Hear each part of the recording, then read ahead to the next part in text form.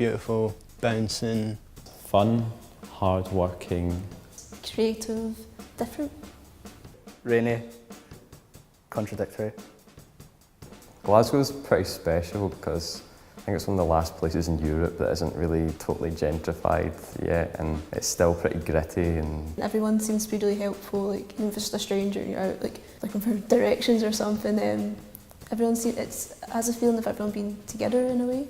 Obviously you hear various stories, but I've never really come into contact with anything that folk would consider kind of scary, or it seems to have a bit of a reputation. Floating about town, you're always going to meet somebody interesting. Despite the weather, I would say it's a warm city, the people are warm. Glasgow's a really diverse place that's rich in its culture, and it attracts students internationally to come here and study. So it's quite a tough city, especially the school I went to and stuff, and I think that has shaped the way I am. But I wouldn't change it for anything, you know. Glasgow has the best banter.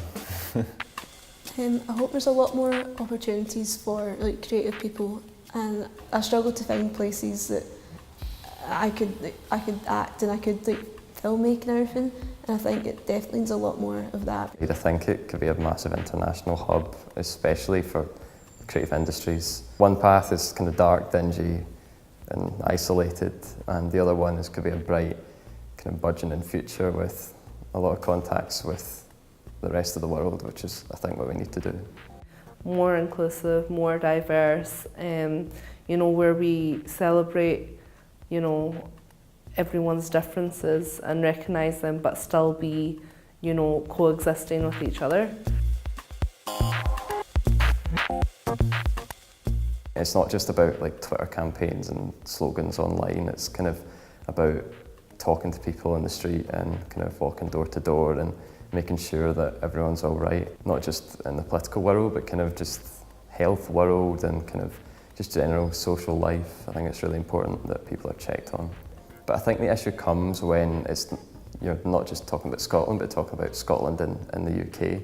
Young people have a voice in Scotland, but that voice doesn't really go outwards, it just kind of stays here. It would be better if there was a clear sort of path for young people to go into creative industries or sports, because it's very hazy and grey at times how, like especially from a working class background, how you can get into that sort of industry at the moment. Someone that's tried to find belonging and home, I'd really like to see us challenge homelessness and, you know, help those people in need and help them rise and find out where they are. Glasgow's a place that, you know, it looks after its own, but it also looks outward. And the history of Glasgow, in a time where Nelson Mandela was seen as a terrorist to the rest of the world, Glasgow were fighting for his rights and his freedom. So that once we've done that, we can then help others once we've helped ourselves. No one knows better than a young person what's good for young people in the city.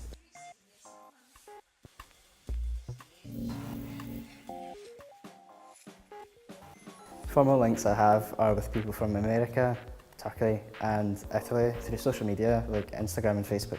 Russia, Holland and Wales. Like Bangkok, New York, Libya as well. I met a girl on Twitter, and we started to bond. We had a mutual interest in One Direction. We really enjoyed their music. The way I can sort of communicate with these people is by sort of posting photos of like Glasgow and myself and what that city is like and my friends, and they will post photos of themselves, and I think that's a good way of sort of reducing like the level of bigotry. In Russia they've got a really expanding bridal makeup artist kind of industry. Having these connections would help me build my portfolio.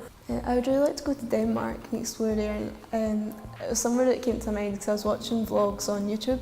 They went to a lot of museums there, and they're just really different to the sort of museums you get in Scotland. Having the option to go around Europe and work, or go to the other side of the world and work, and no matter where you come from or how much money you've got, be able to do that, I think it's just so crucial for people's development, whether that's through an exchange programme for students, just an opportunity to go to somewhere else and see how they do things. I've joined two kind of big street bands. We've ended up making links with lots of these similar types of bands across Britain, but also a kind of similar setup from Brazil.